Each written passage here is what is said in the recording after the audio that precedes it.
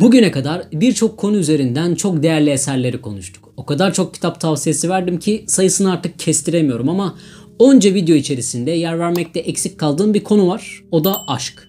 Bu sebeple 10 klasik kitaplık bir seçki hazırladım. Belki de tüm zamanların en iyi aşk kitapları diyebiliriz bunlara. Çünkü dünya üzerinde en çok kabul gören eserler ve eminim ki sizler de itiraz etmezsiniz. Kitap tavsiyelerime büyük Rus yazar Lev Tolstoy'un 1878 yılında yayınladığı Anna Karenina adlı kitabıyla başlıyorum. Bugün dünya edebiyatının en büyük eserlerinden biri olarak gösterilen bu tuğla kitap içerisinde sadece aşkı değil, ahlaki olarak toplumsal çöküşü, evliliklerde yaşanan duygusal krizleri, ihaneti, ikiyüzlülüğü, kıskançlığı, inançları ve sadakat de barındıran muazzam bir romandır. Kitabın baş kahramanı Alexey'in karısı, kitaba adını da veren Anna Karenina'dır. Kadının yaşadığı evlilik dışı ilişkiye odaklanan kitap, ikiyüzlü toplum tarafından oluşturulan geleneksel ahlaki kurallara baş kaldıran bir kadının ödediği bedelin anlatısıdır. Yazar birbirinden zengin temaları kitabın içerisine katarak hem kendi hayatından parçalar sunuyor hem de toplumun içinde bulunduğu kaosu anlatmaya çalışıyor. Anna Karenina kitabını başyapıt yapan şey sadece Anna'nın sarsıcı kaderi değildir. Aynı zamanda bir hayatın nasıl yaşanması gerektiğini sorgulaması, sürünün dışında olmanın psikolojisi ve gerçeği aramanın hikayesi olmasıdır. Amerikalı yazar Henry James'in 1881 yılında yayınladığı Bir Hanımefendinin Portresi kitabı, Amerika'dan ayrılıp Avrupa'yı keşfetmek isteyen özgür ruhlu Isabel Archer adındaki bir kadının yaşamına odaklanıyor. Dönemine bakıldığında toplumun bir kadından beklediği şey bir erkekle evlenmesi ve ona bağlanmasıdır. Fakat Isabel toplumun bu konulardaki isteklerine karşı her zaman özgürlüğü ve bağımsızlığı seçen bir kadındır ama zaman içerisinde her insan gibi Isabel'in de yaşamı değişime uğrar. Amerikan edebiyatının en önemli klasikleri arasında gösterilen bu kitap, kadının bağımsızlığını, zenginliğin insanlar üzerinde bıraktığı boşluğu, sanatın, mimarinin ve ahlakın toplum içerisindeki yerini anlatması bakımından değerli bir eserdir. Akıcı değildir, zordur ama kadının adı var mıdır yok mudur ve bu konuda bir kadının gücü nedir gibi soruları cevaplaması bakımından önemli bir kitap olduğunu düşünüyorum ve muhakkak tavsiye ediyorum. Aşk klasikleri denildiğinde akla ilk gelen isimlerden biri olan Jane Austen'un Gurur ve Önyargı kitabı 19. yüzyılın başında İngiltere'nin kırsal kesiminde yaşayan 5 kız çocuklu Bennet ailesinin hikayesini ele alıyor. Yazar Austen'un içinde bulunduğu kapalı ve kasvetli sosyal dünyanın bir panoramasını sunduğu düşünülen eser, dünyaca kabul edilmiş bir gerçektir. Hali vakti yerinde olan her bekar erkeğin mutlaka bir eşe ihtiyacı vardır cümlesiyle başlıyor. Bu cümle romanın olay örgüsünün merkezinde yer alıp roman boyunca hem sözlü olarak hem de yapısal olarak kullanılan ana öğedir.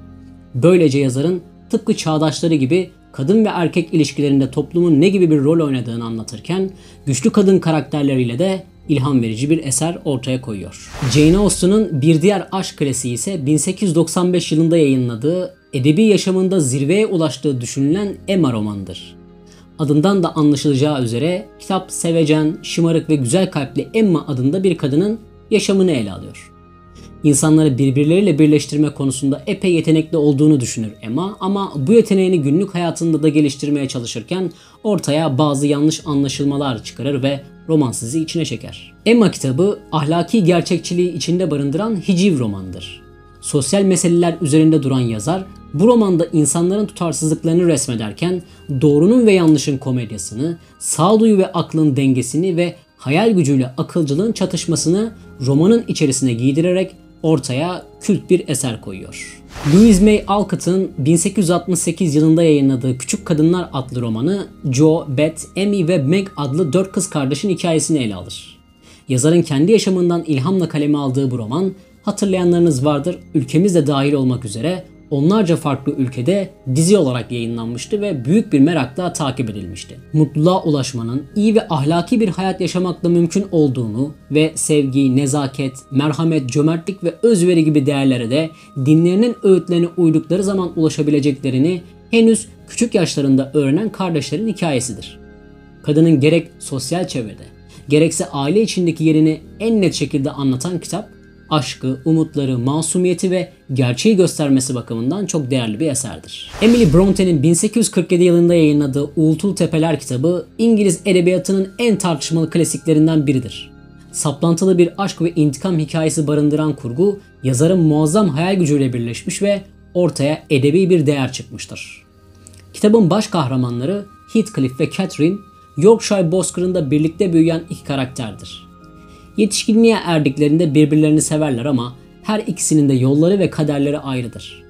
Sosyal statü gereği Catherine'in zengin bir adamla evlenmesi gerekir ve aşığı Heathcliff için çanlar çalmaya başlar. Kitap, Victoria dönemi İngiliz aile yapısına ve ahlaki değerlere meydan okuyan bir eser. Dünya edebiyatında aşk kitapları denildiğinde ilk önerilen kitaplardan biridir, fakat buradaki aşk tatlı veya iç ısıtan bir aşk değildir. Saplantılı bir adamın intikamıyla yoğrulmuştur. Bundan dolayı da epey kasvetlidir. Edebiyatımızın güzide ismi Yaşar Kemal'in defalarca okuduğunu belirttiği Kamelyalı Kadın kitabı da aşk klasikleri arasındaki en sarsıcı eserlerden biridir. Alexander Dumas-Fils 1848 yılında yayınladığı bu eser 19. yüzyılın ortalarında Fransa'da geçer. Yazarın fahişe bir kadınla yaşadığı kısa aşk serüveninden ilhamla kaleme aldığı bu roman, kurgusal karakter Margaret ile genç bir burjuva olan Armand Duval arasındaki trajik aşk hikayesini anlatıyor. Bizim gibi insanların pek alışık olmadığı hayatların derininde ilerleyen kitap, yaptığı iş ne kadar çirkin ve alçak olursa olsun insanın aşka ve mutluluğa ihtiyaç duyduğunu, bu uğurda birçok fedakarlıklar yapsa da geçmişin onu bırakmayacağını gösteren hüzünlü bir kitaptır. İngiliz edebiyatının tartışmasız en büyük ismi olan William Shakespeare'in 1590'lı yıllarda kaleme aldığı düşünülen Romeo ve Juliet adlı kült oyunu aşk klasikleri arasında ilk akla gelen eserdir. Kitap, birbirine düşman olan iki ailenin bedbaht çocukları Romeo ve Juliet'in aşkını konu almaktadır. Aileler barışır umuduyla evlenen talihsiz gençlerin başında kara bulutlar dolaşır.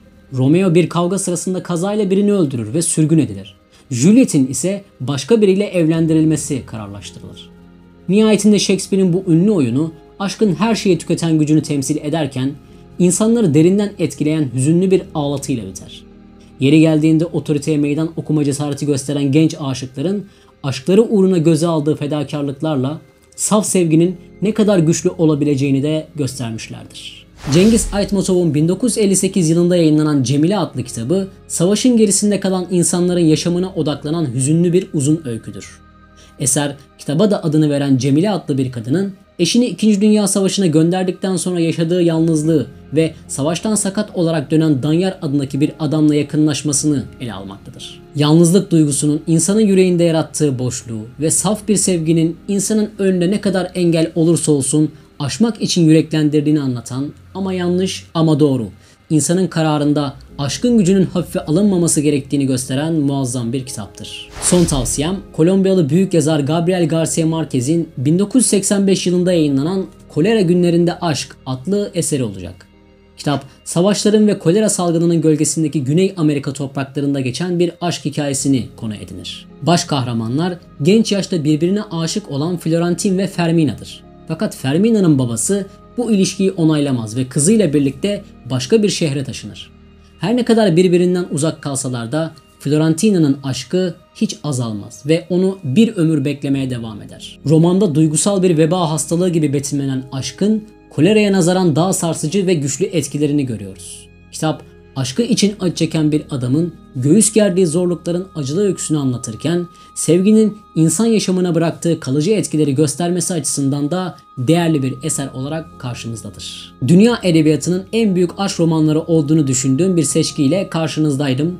Bu listenin Türk edebiyatı olanını da sizlerin isteğine göre çekebilirim. Eğer mutlaka böyle bir video yapmamı istiyorsanız yorum bölümünden iletişim kurabilirsiniz. Bir sonraki hafta yepyeni bir içerikle görüşmek dileğiyle, kendinize iyi bakın.